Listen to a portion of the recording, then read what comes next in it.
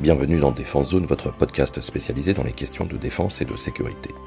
Chaque semaine, en plus de nos entretiens avec des militaires, policiers, gendarmes, entrepreneurs et autres experts du secteur, nous vous proposons un court résumé des actualités qu'il ne fallait pas rater ces derniers jours.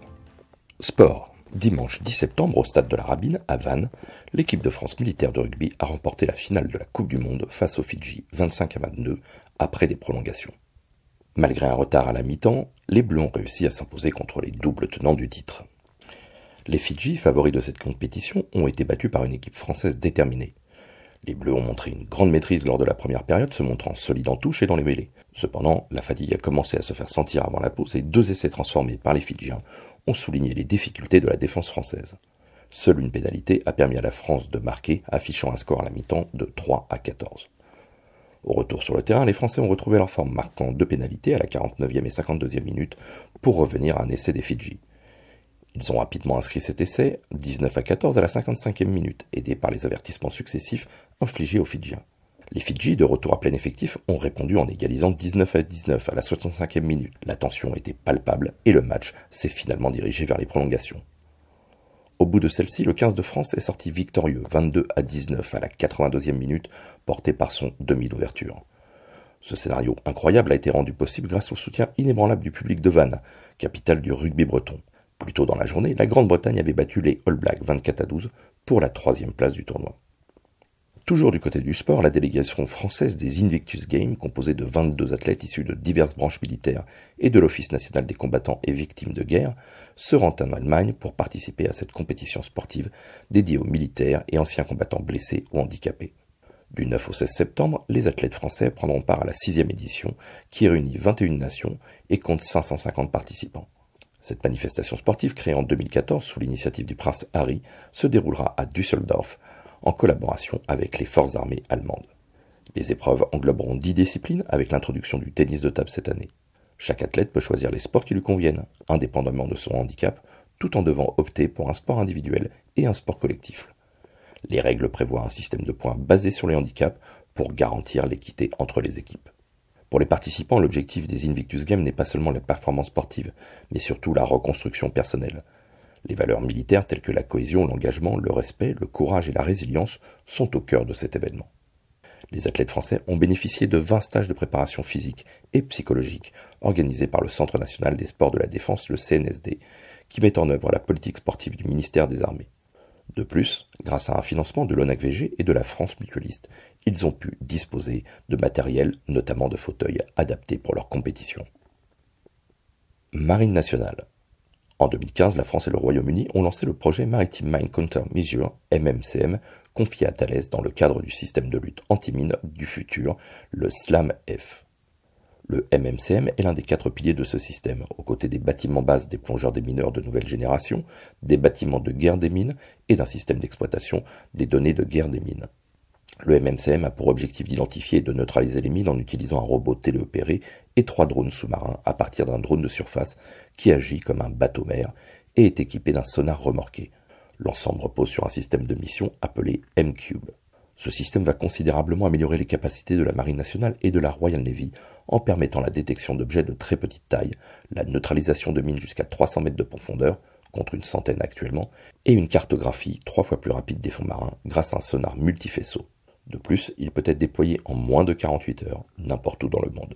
Les 2 premiers prototypes du MMCM ont été livrés à la Marine nationale et à la Royal Navy à la fin de 2021. Ils ont depuis été soumis à des évaluations opérationnelles.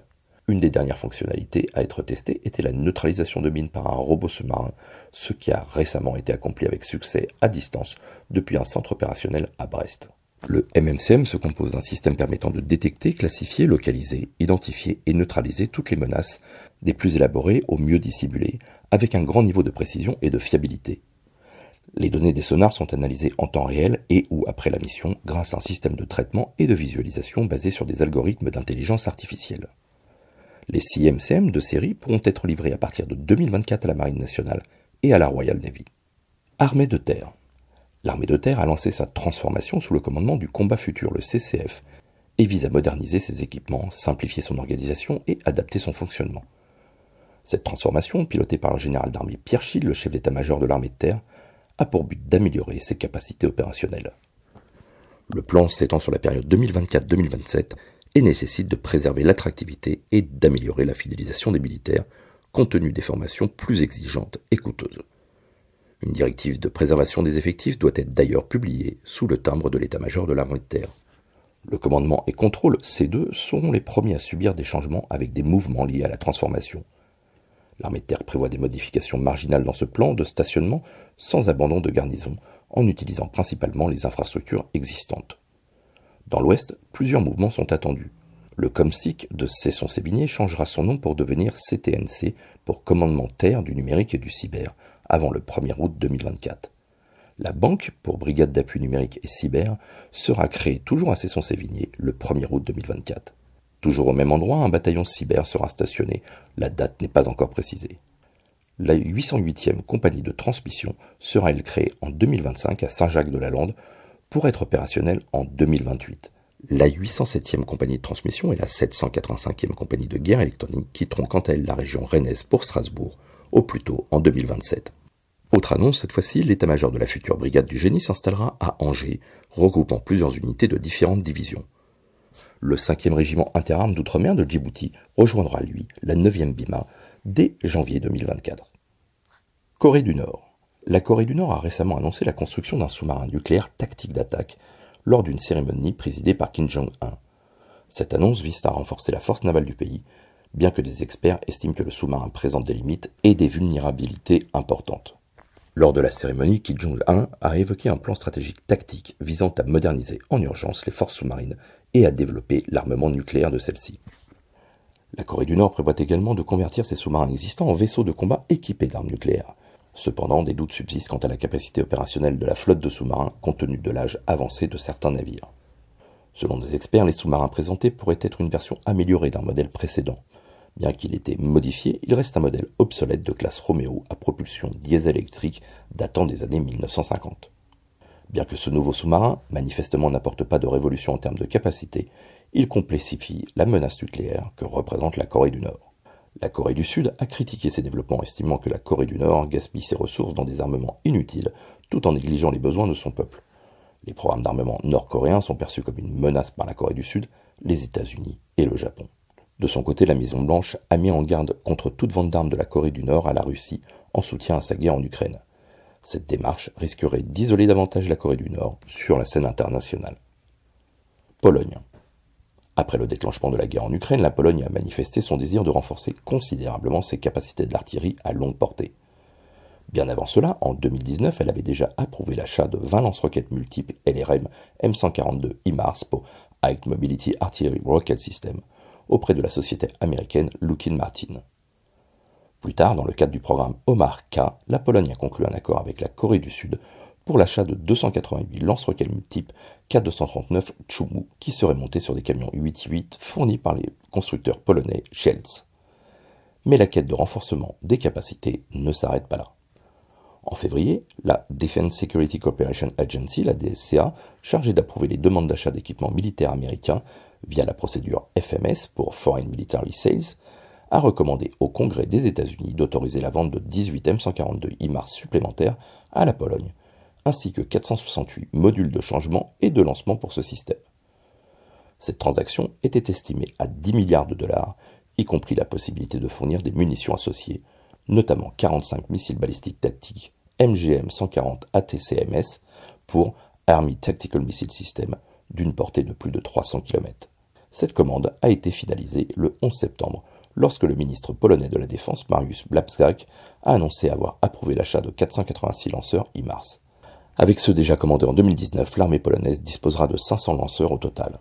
Cette décision a été saluée comme une mesure de dissuasion contre toute agression, en particulier de la Russie. Le ministre a souligné la nécessité de maintenir une armée polonaise forte pour contrer les menaces potentielles, affirmant que la Pologne pourrait avoir les forces terrestres les plus puissantes d'Europe si cette démarche se poursuit. Ces 486 nouveaux lanceurs, désignés Omar 1, seront montés sur des camions 6-6 Shells et devront être intégrés au système de contrôle et de commandement polonais. Les livraisons sont prévues de commencer d'ici la fin de 2025. À terme, l'armée polonaise pourra équiper 28 escadrons avec ces systèmes, en plus de ceux déjà équipés du Omar K239. Cependant, cette expansion significative des capacités militaires de la Pologne, incluant l'achat de centaines de pièces d'artillerie, près d'1 millier de chars, de nouveaux avions de combat, etc., soulèvent des questions sur la viabilité à long terme d'un tel modèle d'armée. Cela suppose une logistique et un maintien en conditions opérationnelles adéquates, ainsi que des effectifs suffisants. Par exemple, les escadrons équipés des systèmes Homar et Mars nécessiteront environ 10 000 militaires actifs, formés et hautement qualifiés. Par ailleurs, alors qu'elle prévoit d'augmenter ses dépenses militaires à environ 30 milliards d'euros en 2024, soit 4% de son PIB, la Pologne a l'intention de poursuivre ses achats, comme en témoigne l'approbation récente par la DSCA de la vente potentielle d'un système de commandement de combat, de défense aérienne et antimissiles intégrés pour un montant de 4 milliards de dollars. Voilà pour l'essentiel de l'actualité cette semaine. Pour en savoir davantage sur cet univers et pour découvrir tous nos articles et reportages, rendez-vous sur notre site internet défense-zone.com. Pour plus de brèves, d'articles de fond et de photos, nous éditons également tous les 3 mois un magazine papier que vous pouvez recevoir en étant abonné à notre espace premium. Il vous permettra aussi d'avoir accès à des contenus exclusifs sur nos différents supports. Vous trouverez tous les liens nécessaires dans la description de cet épisode. En attendant, nous vous souhaitons une bonne journée et nous vous donnons rendez-vous la semaine prochaine pour un nouveau résumé de l'actualité des forces de défense et de sécurité.